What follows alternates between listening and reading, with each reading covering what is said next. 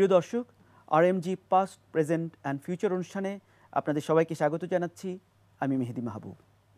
This programme is presented by Best Sourcing and powered by Modern Structures limited.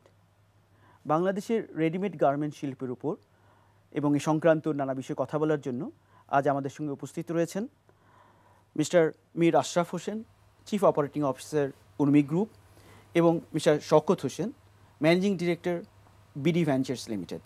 Mister Ashraf, mister Shawkat, আমাদের অনুষ্ঠানে স্বাগতম। অনেক ঘটনা দুর্ঘটনা আলোচনা সমালোচনার পর আমরা একটা ন্যূনতম মজুরি সিদ্ধান্তে উপনীত হতে পেরেছে এই গার্মেন্টস সেক্টর। এর প্রভাব একজন প্রফেশনাল হিসাবে এই শিল্পের উপর কীরকম? এক কথায় বলতে গেলে প্রভাব তো বেশ ব্যাপক। কারণ আমাদের ন্যূনতম মজুরি ছিল ৩,০০০ টাকা, সেটা করা হলো ৫,৩০০ টাকা। যে ৭টি গ্রেড আছে অপারেটরদের জন্য, এর প্রতিটা যদি আপনি দেখেন, প্রত্যেক ক্ষেত্রেই যে বাড়ানোর পরিমাণ যেটা আর কি স্যালারির, সেটা ২,০০০ টাকার কম বেশি কিছু, ২,০০০, ২,৫০০ এই রেঞ্জে। আমাদের দেশে বার্ষিক এক্সপোর্ট হচ্ছে, রপ্তানি হচ্ছে আপনার ২.২৫ বিলিয়ন ডলার। আর আমরা ওয়ার্কফোর্স গার্মেন্ট সেক্টরে কর্মরত আছে ধরেন 3.6 মিলিয়ন, বলা হচ্ছে অ্যারাউন্ড 4 মিলিয়ন। আপনি ২,০০০ টাকাকে যদি 4 মিলিয়নের সাথে মাল্টিপ্লাই করেন 12 মাসে, $1 বিলিয়ন ক্রস করে যাচ্ছে। Additional cost, it's an additional cost. এই যে 1.2 বিলিয়ন বা 1 billion, let's say, this is about 5% of your 21.5 billion. Absolutely. এখন কটা ফ্যাক্টরি আছে যাদের 5% প্রফিট আছে? আমি অর্থনীতিবিদ এম আকাশ সাহেবের আর্টিকেল পড়ছিলাম, সেখানে বেশ কয়েকটা আর্টিকেলই আমি পড়েছি। সেখানে উনি কখনো বলেছেন 2%, কখনো বলেছেন 3% নিট মুনাফা। এটা থেকে বোঝা যায় যে এই স্যালারি যে বাড়লো, এই ইনক্রিমেন্ট, সেটার ইম্প্যাক্টটা কতটা বিশাল। এটাকে ছোট করে দেখার কোনো সুযোগ নেই। বাট এটা we have agreed, the garments industry owners, factory owners, they have agreed to this salary. আমরা জানি না যে এই ইনক্রিমেন্টের পরে আমার হাতে আর কোনো মুনাফা থাকবে কিনা, নেট প্রফিট আর কিছু থাকবে কিনা। একটা উপায় হতে পারে যে আমরা যে পণ্য বিক্রি করছি তার দাম বাড়ানো, সেটা আমরা আশা করতে পারি। সেটার জন্য বায়ারদের সাথে বার্গেনও করতে পারি, নেগোসিয়েশন চলতে পারে, নেগোসিয়েশন চলছে। এবং কেউ কেউ কিছু কিছু ছাড় দিচ্ছেনও। এটা যে একেবারে বায়াররা মুখ ফিরিয়ে নিচ্ছেন তা না, কিছু পাওয়া যাচ্ছে। কিন্তু আমি বলবো এটা একেবারেই short term. In the medium to long term তারা কিন্তু কম্পিটিটিভ বেসিসেই এই প্রাইসটা অফার করবেন। যে গুডসটা ভিয়েতনাম থেকে উনি $3 পাচ্ছেন, সেটা আমাকে বেশি দেওয়ার তো কোনো কারণ নেই। ধন্যবাদ। আমরা আরও আলোচনায় যাব, আরও শুনতে চাবো আপনার কাছ থেকে। মিস্টার শওকত, আমরা জানি আপনি একজন ফিনান্সিয়াল এক্সপার্ট এবং you have a long vast experience banking sector এবং ফিনান্সিয়াল ইনস্টিটিউশনে। অস্বাভাবিক উচ্চ সুদ হার ব্যাংকিংয়ে নিঃসন্দেহে যে কোনো ব্যবসার জন্য একটা নেতিবাচক বিষয়। বাংলাদেশের গার্মেন্টস সেক্টর, মিস্টার আশরাফ বলছিলেন, অলরেডি আমরা আন্ডার ট্রিমেন্ডাস প্রেশার ইনক্রিমেন্ট। তাহলে এরা বাঁচবে কীভাবে সেক্টর? শুরুতেই আমি আপনার কাছ থেকে এটা শুনতে চাই, ব্যাখ্যা জানতে চাই। অ্যাকচুয়ালি আমরা বাংলাদেশের ফাইন্যান্সিয়াল সেক্টরে গার্মেন্টসের জন্য ব্যাংকিংয়ের অবশ্যই অনেক অবদান আছে। আজকে থেকে 80-র দশকে যখন গার্মেন্টস ব্যবসা শুরু হয়, তখন ব্যাংকরা যদি জড়িত না হতো বা হাত বাড়িয়ে না দিত, তাহলে হয়তো গার্মেন্টস এই পর্যায়ে আসতে পারতো না। কিন্তু আমরা যদি ফাইন্যান্সিংয়ের বিভিন্ন পন্থাগুলো চিন্তা করি, তাহলে কিন্তু এখন পর্যন্ত গার্মেন্টস শিল্প কিন্তু ব্যাংকিংয়ের উপরেই নির্ভরশীল। কিন্তু এছাড়াও কিন্তু অর্থ নিতে আগ্রহী বা এটাই একমাত্র উপায় হিসেবে এখন পর্যন্ত প্রচলিত। কিন্তু এর বাইরেও কিন্তু আরও অনেক পন্থা আছে, সেইগুলা কিন্তু অনেক এক্সপ্লোর করা হয়নি। সেখানে কিন্তু অনেক সুযোগ আছে এবং সেই সুযোগগুলো, যেরকম উদাহরণস্বরূপ যদি বলি যে আইপিও, ক্যাপিটাল মার্কেট থেকে টাকা তোলা যায়, বাংলাদেশে আমি যেটা শেয়ার বাজারে ক্যাপিটাল মার্কেট থেকে যেরকম শেয়ার ইস্যু করে টাকা উত্তোলন করা যায়, এবং বাংলাদেশে যে কোম্পানিগুলো লিস্টেড আছে, মানে যারা মার্কেটে শেয়ার ছেড়েছে, সেরকম প্রায় 200 কোম্পানি আছে, বোধহয় 200 থেকে 250 কোম্পানি। তার মধ্যে গার্মেন্টস আছে মাত্র দুটো। অথচ চিন্তা করেন, যেটা বাংলাদেশের সবচেয়ে ব্লাড বলা যায়, লাইভ ব্লাড, 80% এক্সপোর্ট, দেশের 80% এক্সপোর্ট আসে গার্মেন্টস থেকে। সেই গার্মেন্টস শিল্পের মধ্যে মাত্র 2টা, অথচ বাংলাদেশে আমি প্রায় 4000-এর বেশি ফ্যাক্টরি আছে, ছোট বড়। তো তার মধ্যে থেকে যদি 10% আসতো, তাহলে তো 400 কোম্পানি অলরেডি আইপিওতে আসতে পারতো, লিস্টেড হতে পারতো। তো সেটা যদি হয়, তাহলে কিন্তু এই কস্টের কথা চিন্তা করতে হতো না, যে 18% or what ever it is, সেটা কিন্তু অনেক, মানে তখন তো আইপিওর যে ইয়েটা, সেটা কিন্তু লাভ লোকসানের বেসিসে কেউ 10% ডিভিডেন্ড দিচ্ছে, কেউ 5% অর কেউ 20% দিচ্ছে, based on their profitability. So আপনার শেয়ার হোল্ডাররা সম্পৃক্ত হতে পারতো, জনসাধারণ সম্পৃক্ত হতে, তো instead of traditional banking sector. Mister Ashraf, আপনি বলছিলেন যে একটা ইম্প্যাক্ট হচ্ছে পুরো ইন্ডাস্ট্রির উপর।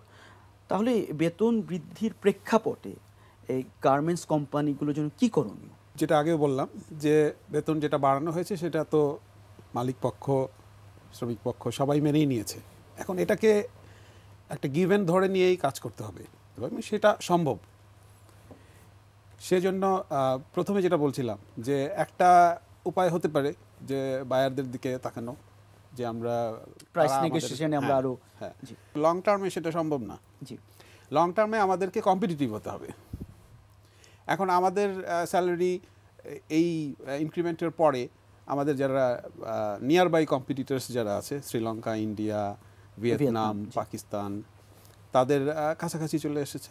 জি, অনেক বেশি, আগের মতো আর অনেক বেশি পার্থক্য নেই। জি, এখন প্রোডাক্টিভিটিতেও আমাদেরকে তাদের অনুসরণ করতে হবে, তাদের কাছাকাছি যেতে হবে। আপনার শ্রীলঙ্কায় যদি দেখেন, সেখানে 2 শিফটে কাজ করছে, ডে নাইট, 2টো শিফটে কাজ করছে, একই ফ্যাসিলিটি ইউজ করে, একই ইনফ্রাস্ট্রাকচারকে ইউটিলাইজ করে তারা বেশি রিটার্ন পাচ্ছে। তাতে আমার ধারণা রিটার্ন অন ইনভেস্টমেন্ট বেটার হচ্ছে। অফকোর্স আমরাও এই সম্ভাবনার দিকে তাকাতে পারি। ইনফ্যাক্ট আমাদের দেশেও আছে। আমি একটা উদাহরণ দিতে পারবো, সেটা হচ্ছে ফার ইস্ট নিটিং। আমাদের চন্দ্রাতে এই ফ্যাক্টরি ওনারা শুরু করেছেন, তাদেরকে অনেক স্ট্রাগল করতে হয়েছে, কিন্তু এখন তারা সাকসেসফুলি বেশ কিছুদিন ধরে এটা চালাচ্ছে, 2 শিফটে কাজ করছে। হ্যাঁ, এটার জন্য কিছু কিছু প্রি কন্ডিশনস আপনাকে মিট করতে হবে। তবে খেয়াল করতে হবে যে আমাদের আর্থসামাজিক প্রেক্ষাপটে এটা কতটুকু বাস্তবসম্মত। অনেক ক্ষেত্রে হয়তো যদি ওয়ার্কাররা অনেক দূরের থেকে আসেন, এবং নারী শ্রমিক যেহেতু সংখ্যা বেশি, সেসব বিবেচনায় রেখেই করতে হবে। তো সেই ক্ষেত্রে ধরেন ডরমিটরির কথা ভাবা যেতে পারে, যে ডরমিটরি যদি থাকে তাহলে তারা তো ফ্যাক্টরির প্রেমিজেই রইলেন, সেখান থেকে আসাটা অতটা কঠিন না। এছাড়া প্রোডাক্টিভিটি ইমপ্রুভমেন্টের জন্য, এফিসিয়েন্সি বাড়ানোর জন্য যেসব মেথডস আছে, ইন্ডাস্ট্রিয়াল ইঞ্জিনিয়ারিং, সেটাকে অ্যাপ্লাই করা যেতে পারে। এটা অনেক ফ্যাক্টরি অনেক দিন থেকেই বাংলাদেশে কাজ করছে, বেশ কিছু ফ্যাক্টরি যাচ্ছে, হ্যাঁ, এবং ইমপ্রুভমেন্টও হয়েছে। সো আপনি এক কথায় যে আমাদের এই যে গার্মেন্টস শিল্পের এই যে চ্যালেঞ্জটা, এই চ্যালেঞ্জটা আমরা উত্তরণের স্কোপ রয়েছে যদি আমরা, আপনি যে পয়েন্টগুলোর কথা বলছিলেন সেই দিকে আমরা নজর দিই। আমরা এই বিষয়ে আরও আলোচনা করব একটি বিরতির পর। দর্শক, আমরা এখন একটি সংক্ষিপ্ত বিরতি যাচ্ছি, আমাদের সঙ্গেই থাকুন।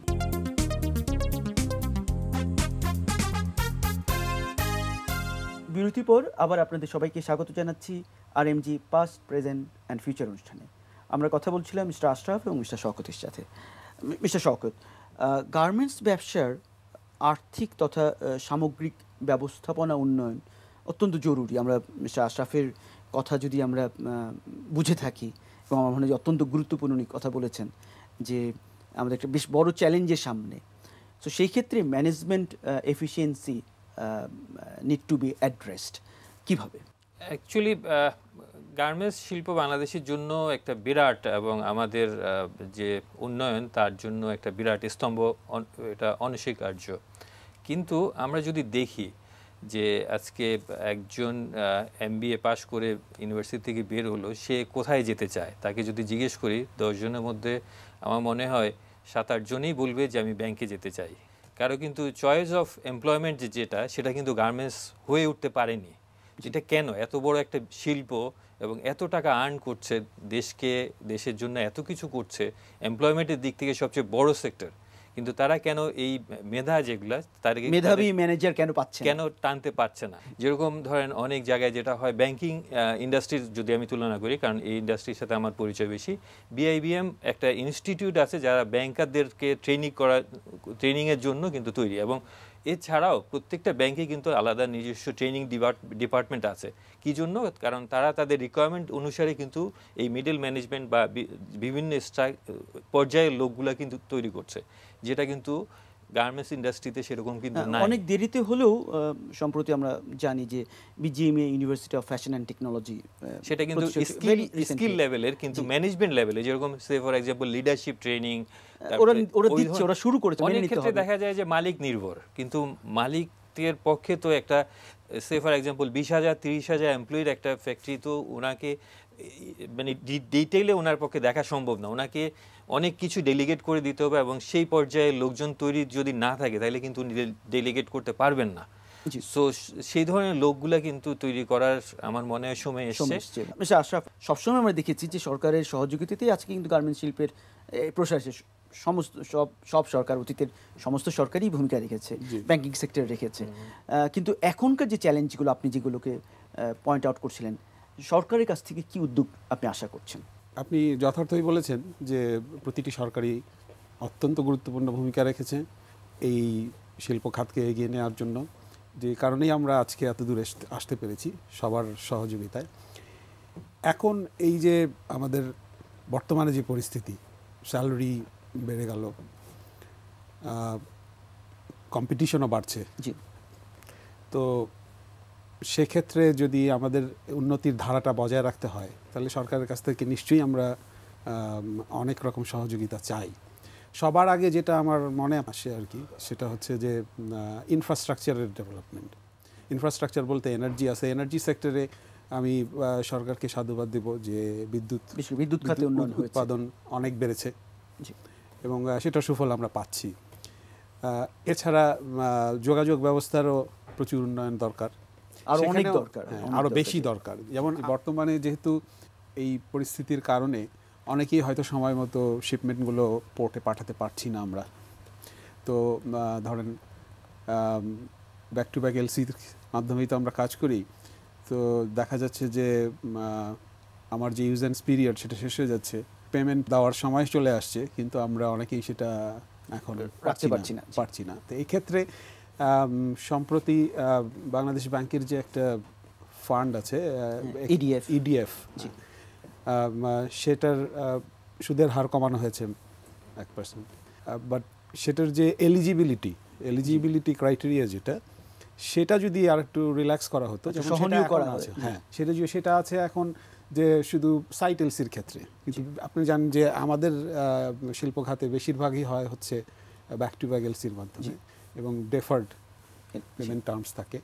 সেক্ষেত্রে আমাদেরকেও যদি এই সুযোগটা দেওয়া হতো তাহলে আমার মনে হয় যে এখন অনেক শিল্প উদ্যোক্তাই উপকৃত হতো। শওকত, আপনার কাছ থেকে আমরা জানতে চাই, বিডি ভেঞ্চার আমরা জানি যে বাংলাদেশের প্রথম ভেঞ্চার ক্যাপিটাল ফার্ম।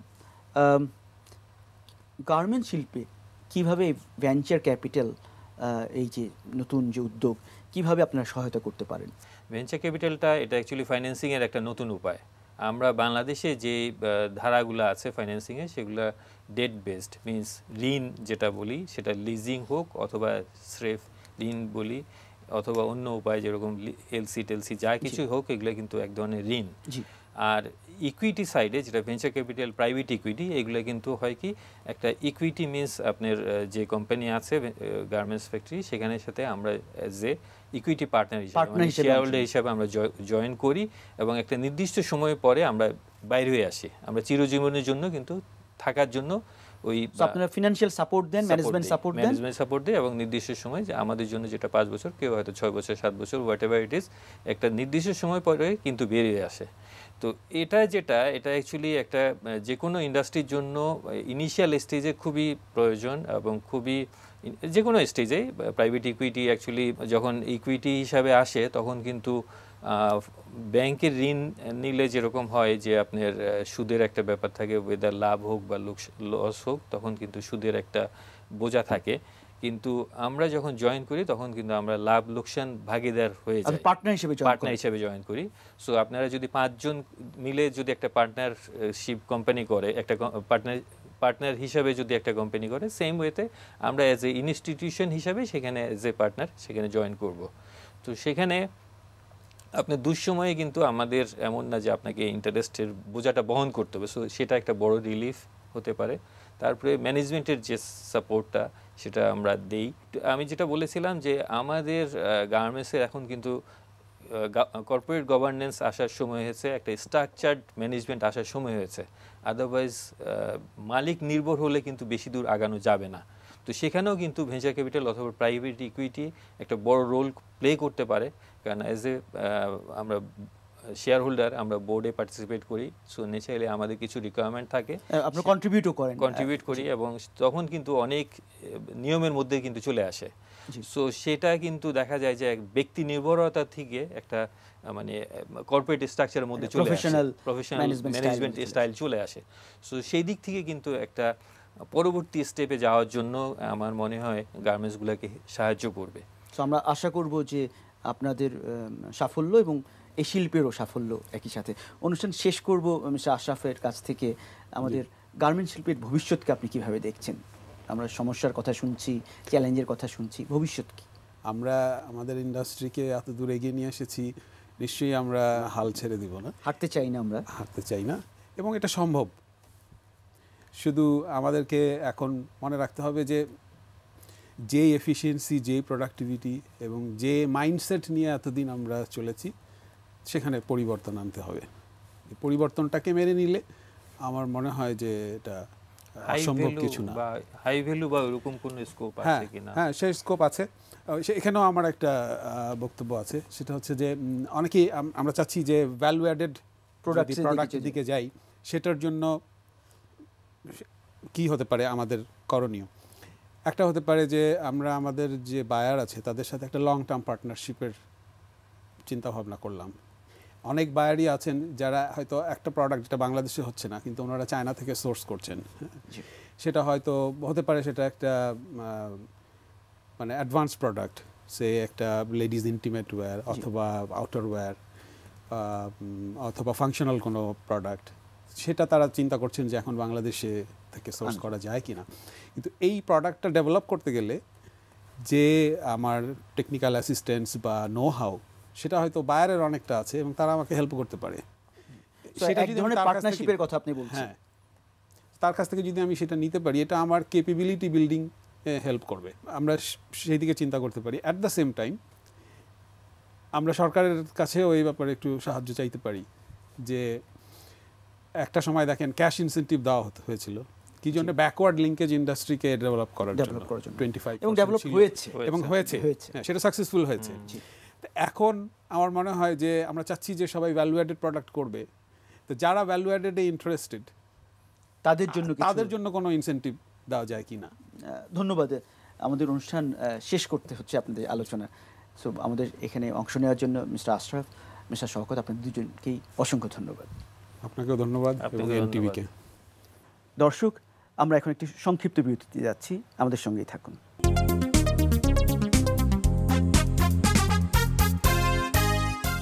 বিরতির পর আবার আপনাদের সবাইকে স্বাগত জানাচ্ছি RMG past, present and future অনুষ্ঠানে। আমরা আমাদের অনুষ্ঠান শেষ করব বাংলাদেশি মালিকানাধীন একটি গার্মেন্টস ফ্যাক্টরি পরিদর্শনের মাধ্যমে। চলুন ঘুরে আসি একটি গার্মেন্টস ফ্যাক্টরি।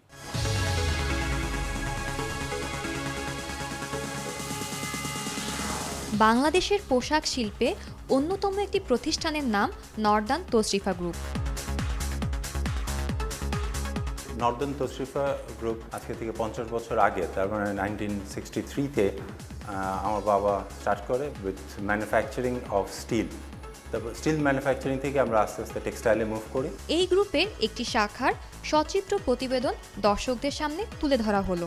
গত বছর আমাদের টার্নওভার অ্যাবাউট $50 মিলিয়ন ছিল। সেখান থেকে আমরা আমাদের ক্যাপাসিটি ইনক্রিজ করে বায়ারদের চাহিদা অনুযায়ী তাদের পছন্দনীয় কাপড় তৈরি করে আমাদের টার্গেট আমরা আগিয়ে নিয়ে যাচ্ছি। একটি আদর্শ কারখানার মূল বৈশিষ্ট্য হলো তা হতে হবে শ্রমিক ও পরিবেশ বান্ধব। যেহেতু আমাদের কোম্পানিতে বিয়ন্ড লেভেল অনেক বেশি ফ্যাসিলিটিস আমরা ফ্যাসিলিটেট করার চেষ্টা করি, সেই হিসাবে আমাদের প্রচুর এমপ্লয়ি আছেন যারা একদম কোম্পানি সে 1987 থেকে জয়েন করে এখন পর্যন্ত আছেন। আমরা সবসময় চেষ্টা করছি যে এমপ্লয়ি বান্ধব থাকার জন্য। মাস শেষ করি 25 তারিখে এবং 7 দিনের মধ্যে তাদের স্যালারি করে দিই, যেন তারা 1 তারিখ জন্য ওয়েট না করতে হয়। একজন ওয়ার্কার কখনো মনে করে যে আমার কাছে আসবে, সে সবসময় কন্ট্যাক্ট করতে পারে। ইভেন সবার কাছে আমার সেল নাম্বারও দেওয়া আছে, তারা প্রয়োজন হলে আমাকে SMS-ও জানাতে পারে যদি কোনো তাদের কমপ্লেইন থাকে। আমরা কি সমস্যা আছে কিনা সেটা তিনি খোঁজ খবর রাখেন। আমাদের WPC মেম্বারের মাধ্যমে এটা জানায় আর কি স্যারের কাছে, স্যার আমাদের এটা সমস্যার সমাধান করে। প্রতিষ্ঠানটিতে সবচেয়ে বেশি গুরুত্ব দেওয়া হয়েছে শ্রমিকদের এবং কারখানার নিরাপত্তার দিকটি। তারই ফলশ্রুতিতে আমাদের প্রত্যেকটা ফ্লোরে CCTV ক্যামেরা এবং আমাদের নিজস্ব যে নেটওয়ার্কিং অবকাঠামো আছে সেখানে সর্বোচ্চ সিকিউরিটি ম্যানেজ আমরা করি।